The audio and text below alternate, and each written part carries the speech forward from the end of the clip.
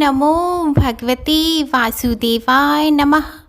आप सभी का आपके अपने चैनल आध्यात्मिक सागर में हार्दिक स्वागत है। आज मैं आप सभी के समक्ष वैशाख मास महात्म्य का अध्याय 23 प्रस्तुत करने जा रही हूँ। वैशाख मास महात्म्य के प्रथम 22 अध्याय हमारे चैनल पर अपलोड किए हुए हैं। आप उन्हें भी प्लेलिस्ट में जाकर ज़रूर सुनें। वीडियो पसंद आए तो उसे लाइक करें, शेयर करें और नए हैं तो चैनल को सब्सक्राइब करें। तो आइए अब शुरू करते हैं वैशाख मास महात्म्य का अध्याय 23। इस अध्याय में ब्रह्मा जी की आयु तथा युग आदि का कालमान, भगवान वराह द्वारा पृथ्वी का रसातल से उद्धार और ब्रह्मा जी के द्वारा रचे हुए विविध सर्गों का वर्णन है।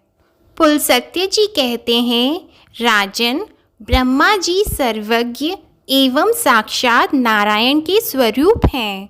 वे उपचार से आरोप द्वारा ही उत्पन्न हुए कहलाते हैं। वास्तव में तो वे नित्य ही हैं।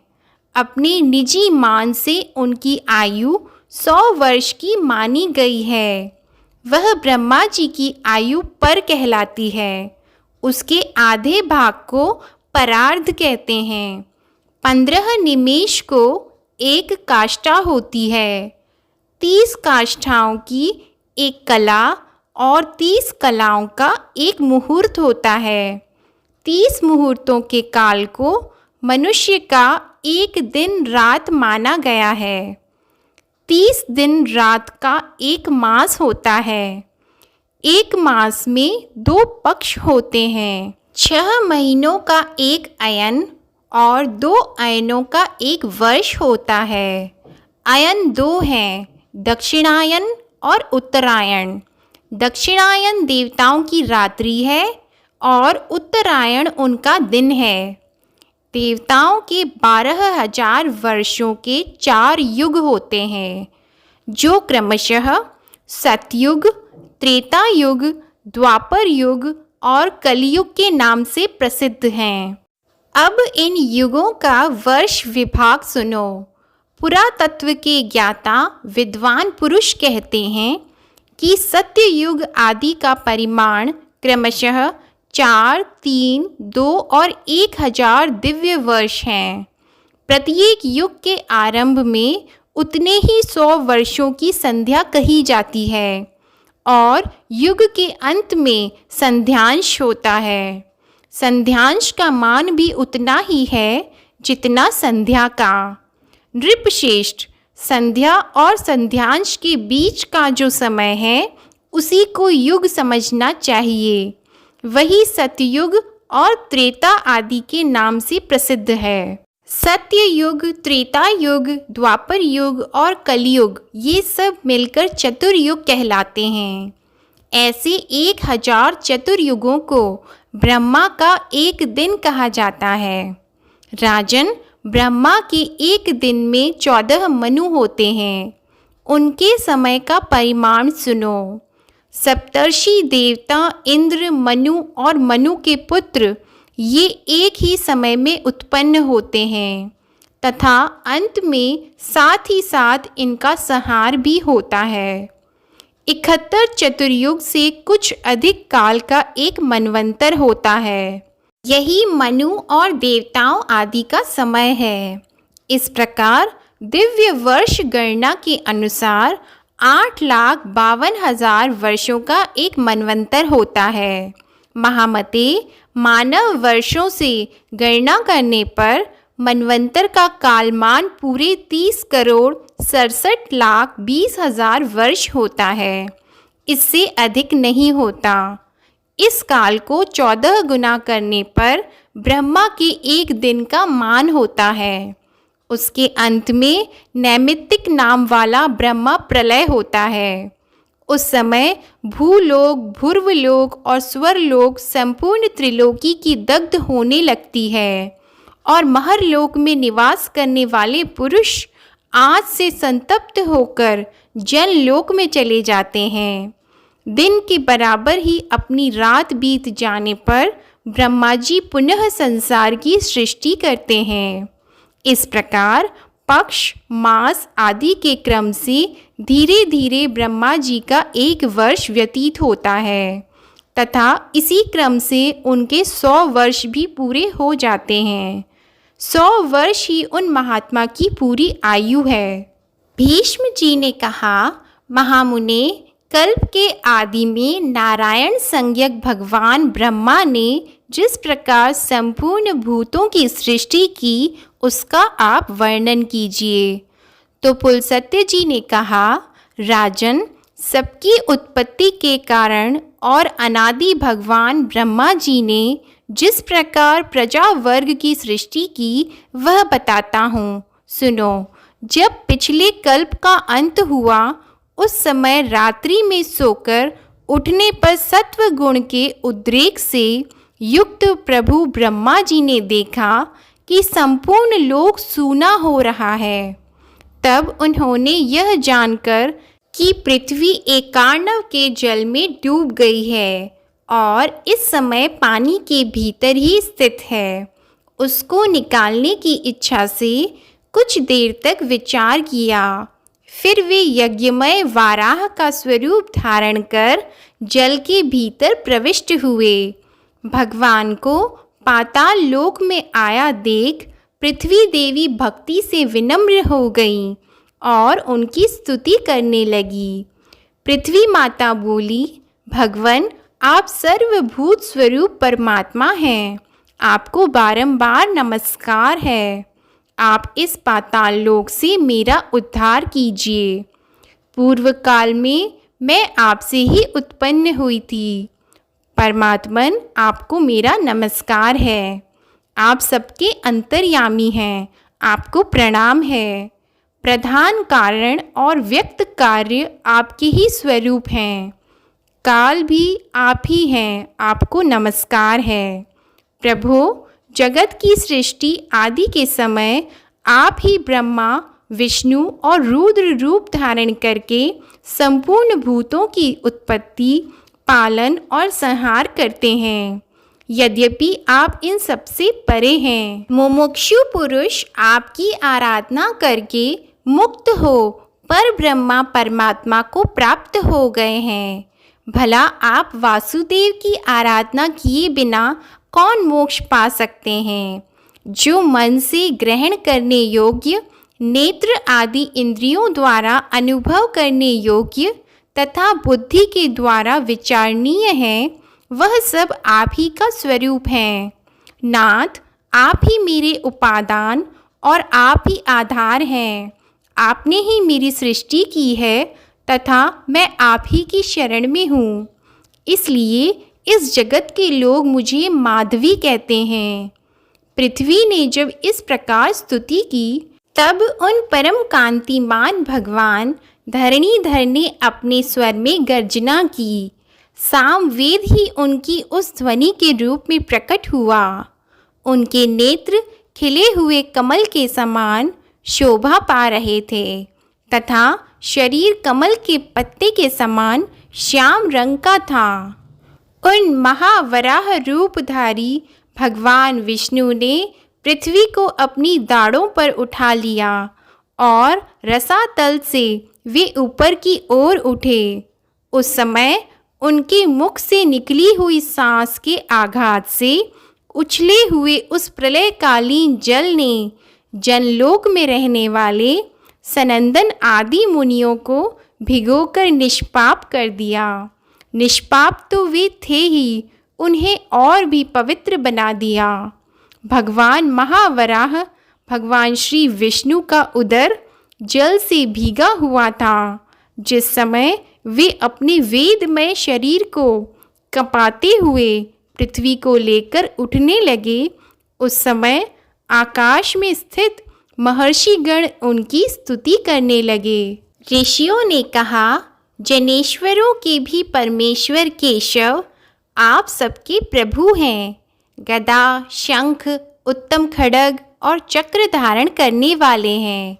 सृष्टि, पालन और संहार के कारण तथा ईश्वर भी आप ही हैं। जिसे परम पद कहते हैं वह भी आपसे भिन्न नहीं है।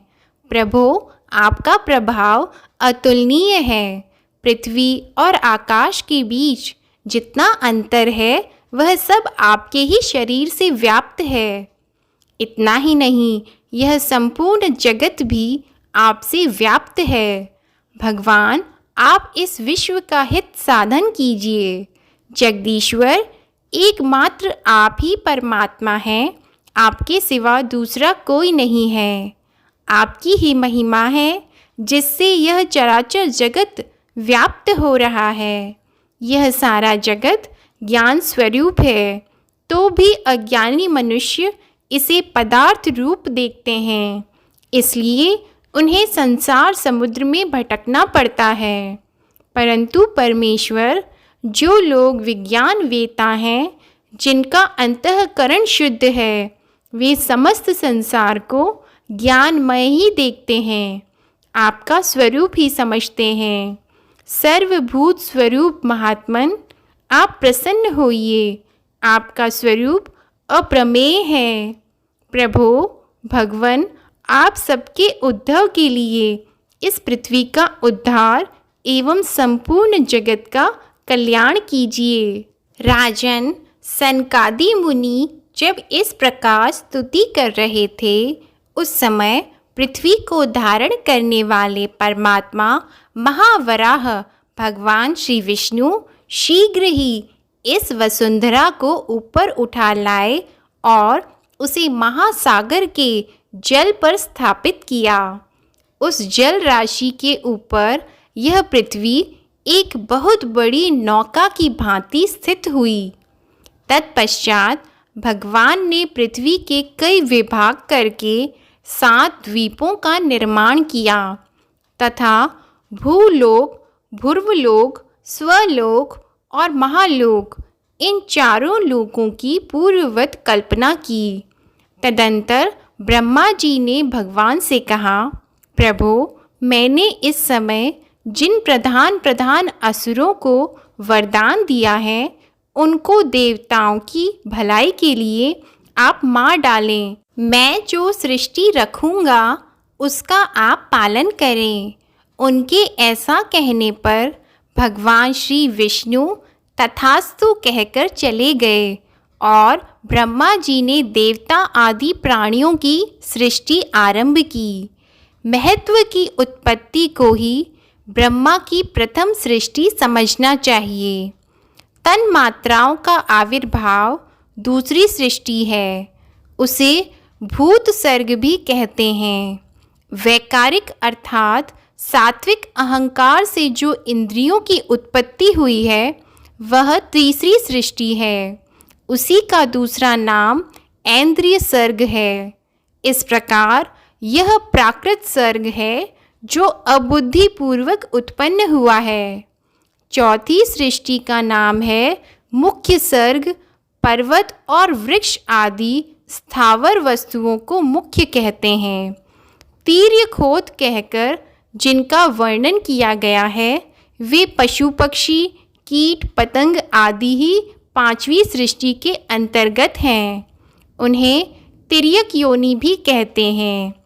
तत्पश्चात ऊर्ध्वरेता देवताओं का सर्ग है, वही छठी सृष्टि है और उसी को देव सर्ग भी कहते हैं। तदंतर सातवीं सृष्टि अर्वाक सोताओं की है, वही मानव सर्ग कहलाता है।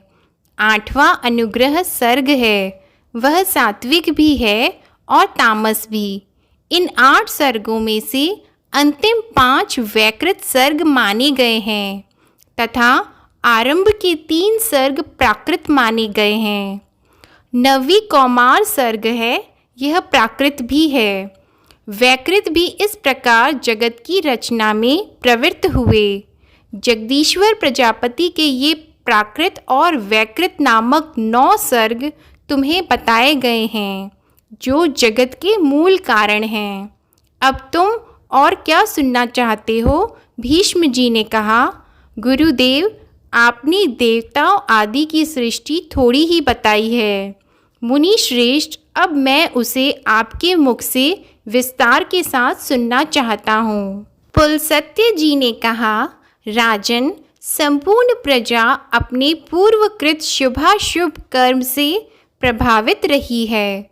अतः प्रलय काल में सबका संहार हो जाने पर भी वह उन कर्म के संस्कार से मुक्त नहीं हो पाती। जब ब्रह्मा जी सृष्टि कार्य में प्रवृत्त हुए, उस समय उनसे देवताओं से लेकर स्थावर पर्यंत 4 प्रकार की प्रजा उत्पन्न हुई। वे चारों ब्रह्मा जी के मानसिक संकल्प से प्रकट होने के कारण मानसी प्रजा कहलाईं। तदंतर प्रजापति ने देवता, असुर, पितर और मनुष्य इन 4 प्रकार के प्राणियों की तथा जल की भी सृष्टि करने की इच्छा से अपने शरीर का उपयोग किया।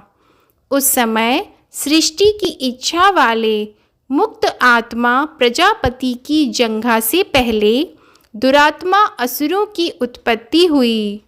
उनकी सृष्टि के पश्चात भगवान ब्रह्मा ने अपनी वयस आयु से इच्छा अनुसार पक्षियों को उत्पन्न किया।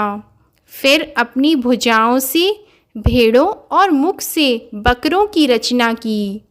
इसी प्रकार अपने पेट से गाय और भैंसों को तथा पैरों से घोड़े, हाथी, गधे, नीलगाय, हिरण, ऊंट, खच्चर तथा दूसरे पशुओं की सृष्टि की।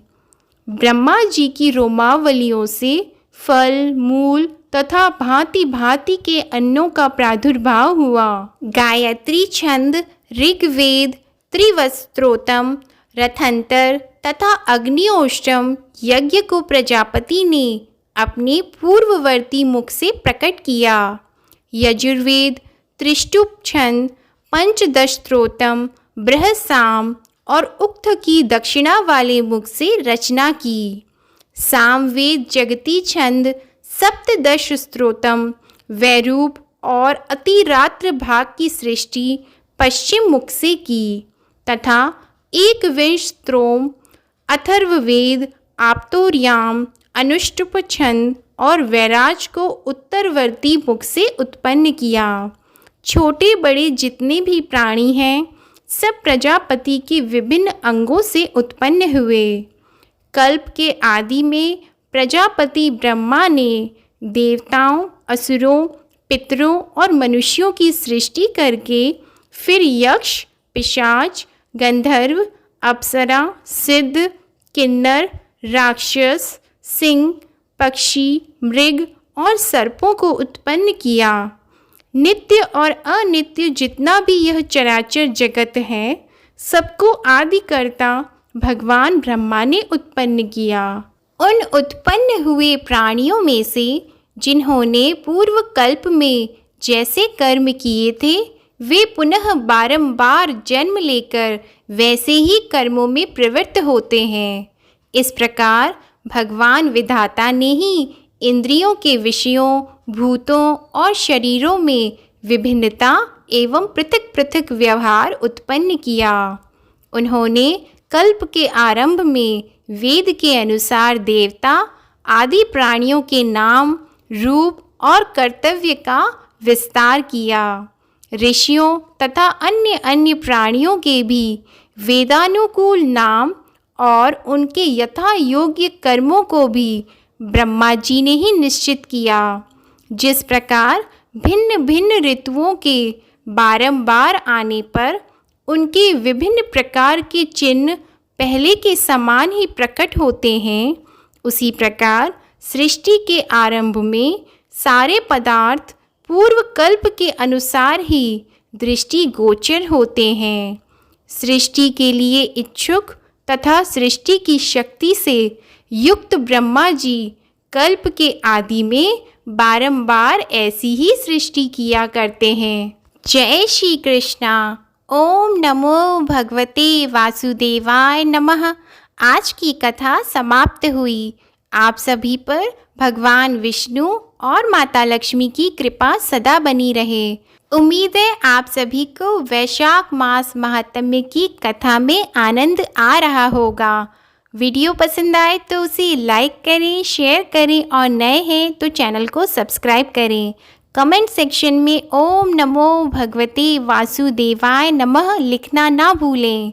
अन्य कथाएं सुनने के लिए हमारे चैनल आध्यात्मिक सागर को सब्सक्राइब करें और बेल आइकन को भी दबाएं। धन्यवाद।